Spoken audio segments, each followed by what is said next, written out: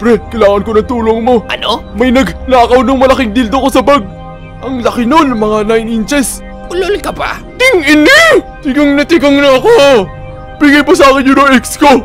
Di pa rin ako makamove on. Come here, baby. Oy, sandali lang. Tapos, kamukha mo pa siya. Baka may feelings pa yun sa'yo. Talaga? Ulol, asa ka ba? See you later, bitch! Bes!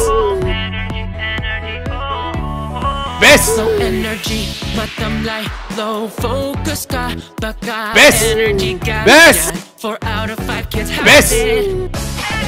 Bes! Padaan! Natatay na ako. Excuse me!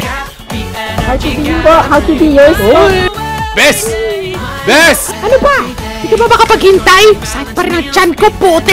Tigilan mo kakalukuhan nyo. Hintay na ako. Bakit sira yung CR? Saan na ako tatahe ngayon? Uy, Pogi, di ba famous ka rin? Tatahe na ako sa sahig. Tabi, lalabas na. How to be yours? Energy ka, drink Milo every day. Milo every healthy. Magandang hapon, Utay. Oh, Michael, kumusta naman ang pasada mo? Masama ho eh. Eh di mabuti. Masama nga ho eh. Ang ibig kong sabihin, kahit masama ang pasada mo, eh mabutit walang nangyari sa'yo.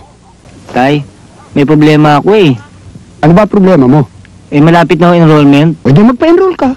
Tay, pag nagpapa-enroll, kailangan magbayad. O di magbayad ka. Pag nagbabayad, kailangan ho ng pera. Yan ang wala ako. Tay, pag hindi ako nakapagbayad, hindi ako makakapag-aral. Eh di huwag ka mag-aral. Problema ba yun? Kayo problema eh.